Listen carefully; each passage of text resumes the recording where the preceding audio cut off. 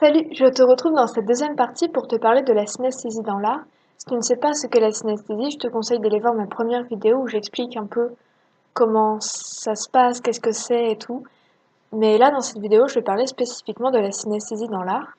Parce que il y a beaucoup d'artistes qui ont utilisé leur synesthésie pour créer des œuvres, ou alors des personnes qui n'étaient pas synesthètes mais qui ont provoqué une sorte d'expérience synesthésique afin d'enrichir leur création.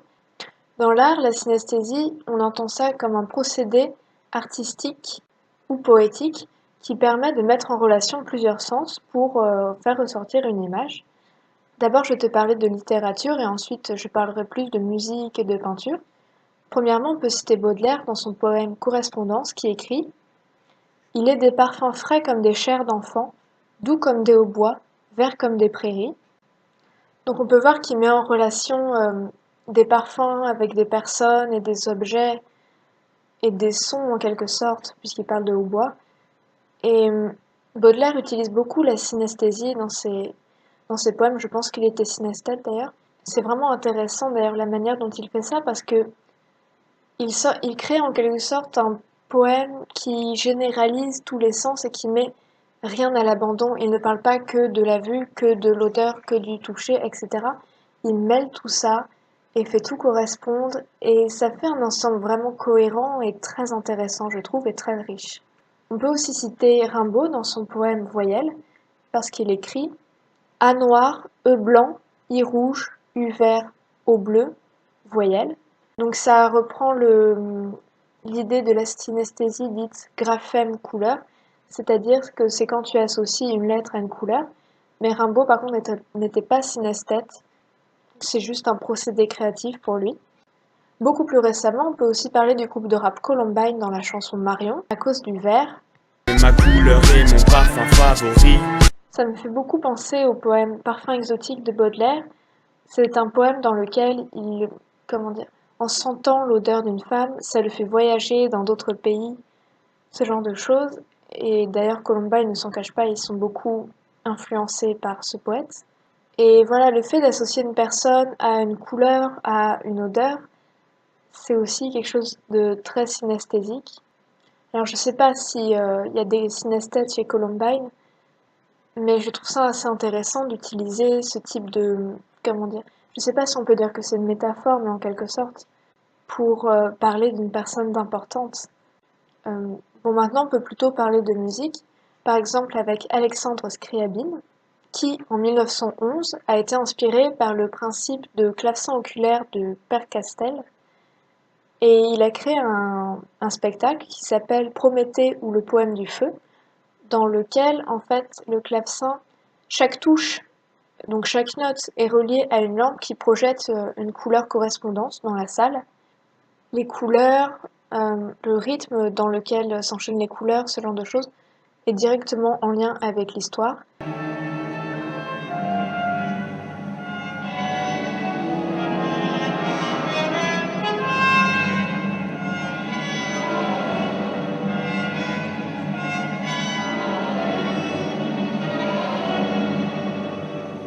Et je trouve ça vraiment intéressant. Encore une fois, ça met en relation deux choses qui ne sont pas en relation normalement, mais qui enrichissent une création pour créer comment dire, une sorte de dimension supérieure à l'œuvre. Le fait d'associer systématiquement chaque note à une couleur est très synesthésique parce que pour une personne synesthète, donc comme j'ai dit dans la précédente vidéo, c'est quelque chose d'automatique, c'est toujours pareil, c'est constant. Et c'est aussi ce qu'a fait Kandinsky dans ses tableaux. Kandinsky était donc l'un des fondateurs de l'art abstrait. Il a abandonné petit à petit la figuration dans ses toiles pour être au plus proche de ses impressions et de ses sensations. Et également, il utilisait un code assez strict pour ses couleurs et pour ses formes. Par exemple, le bleu symbolisait la spiritualité, le jaune la terre. Et quand, par exemple, le bleu rencontre le jaune, ça a une certaine signification pour lui.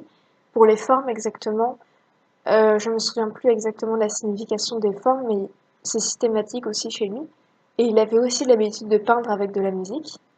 Également, en 1907, il a créé un spectacle de théâtre qui s'appelle Der gelbe Klang, désolé pour la prononciation, ça veut dire le son jaune, où il mêle de la musique avec du théâtre, de la lumière, de la danse, des couleurs, etc. Et c'est également une approche très synesthésique, je trouve, de mêler tous ces sens pour créer une sorte d'explosion artistique, je sais pas trop comment dire.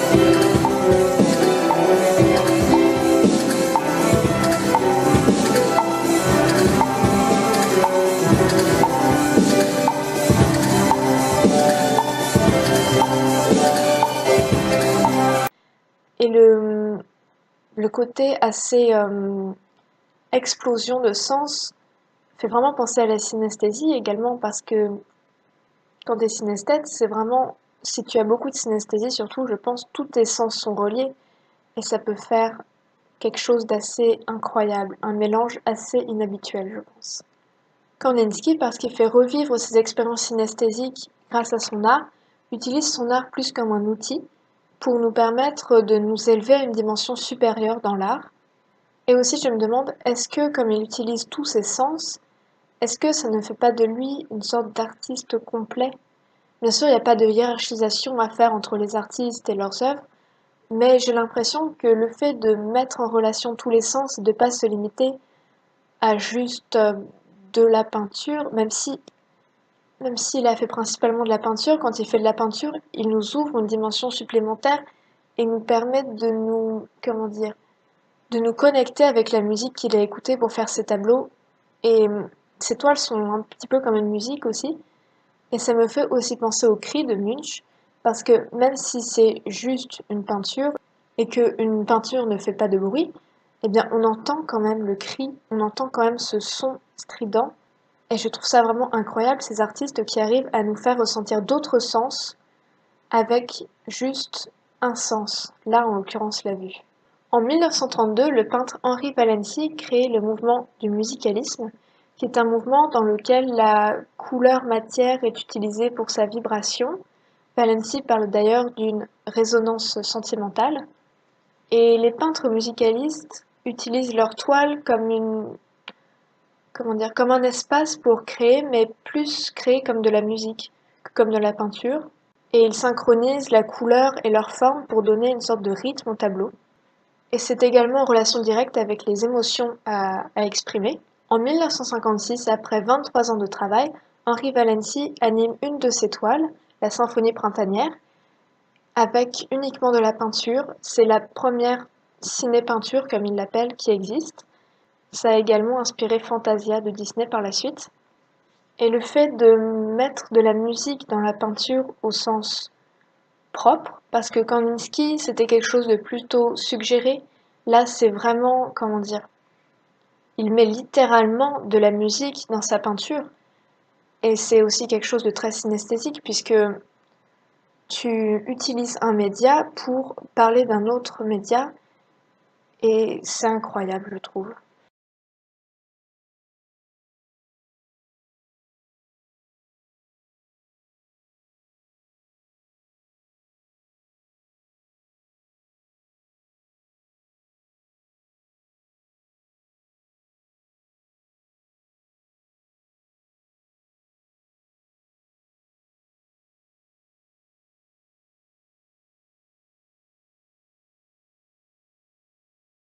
On peut également parler de Oscar Fischinger, qui travailla quelque temps avec Disney, et qui a réalisé en 1938 un court-métrage qui s'appelle Un Optical Poem, dans lequel les formes et les couleurs et le rythme sont en relation directe avec la musique. Et je trouve ça vraiment très bien fait aussi parce que même je pense que sans musique, on comprendrait la musique qui était voulue. Il y a un tel foisonnement d'images, de couleurs, de formes qui font vraiment, qui je pense que ça rend vraiment compte d'une expérience synesthésique. Encore une fois, moi j'ai pas de synesthésie de couleur et de forme pour la musique, mais je pense, dis-moi si je me trompe, si tu as cette synesthésie-là, mais que ça rend quand même bien compte et que ça doit être assez proche. Même si bien sûr, encore une fois, c'est pas possible de rendre compte absolument parfaitement d'une expérience synesthésique à travers l'art, parce que c'est quelque chose de très complexe c'est du ressenti vraiment. Mais il y a des artistes, je trouve, qui s'en approchent vraiment.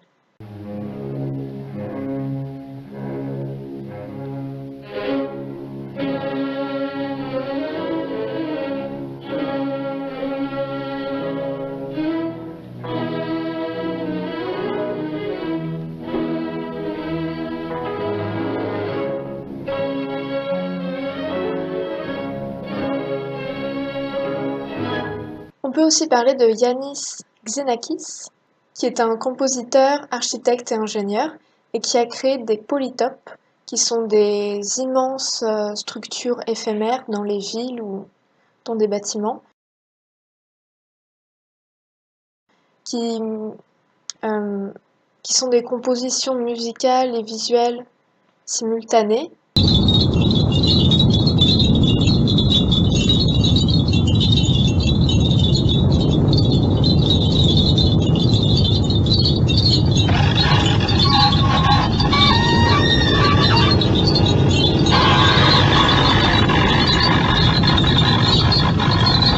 Il met en relation aussi directement le son avec la vue. Et aussi en 1972, il a créé un outil informatique qui permet de dessiner et que ce dessin se transforme en son. Ça s'appelle Lupic. En gros, tu traces sur la table graphique, ensuite l'ordinateur transforme ça en données numériques et ensuite ça te donne du son. Et il y a également une version moderne qui est sortie il n'y a pas longtemps, je crois, qui s'appelle le Yanix. Je te mettrai les liens dans la barre d'infos, bien sûr. Et le fait de transformer un dessin en musique, littéralement, parce que jusqu'à maintenant, on a vu que soit le son servait à inspirer, soit le son était utilisé pour la peinture, mais là, c'est littéralement, genre, la peinture, enfin, c'est pas vraiment une peinture, mais le dessin qui se transforme en musique. Et ça me fait beaucoup penser d'ailleurs aux MIDI drawings qu'on peut voir récemment sur Internet, où en gros tu utilises un logiciel de musique, je crois, je sais pas trop comment ça marche honnêtement, mais tu fais ton dessin dessus, même si c'est pas prévu à la base pour faire du dessin, et ensuite tu peux jouer ta musique. C'est un petit peu la même approche, c'est comment transformer une image en son, littéralement.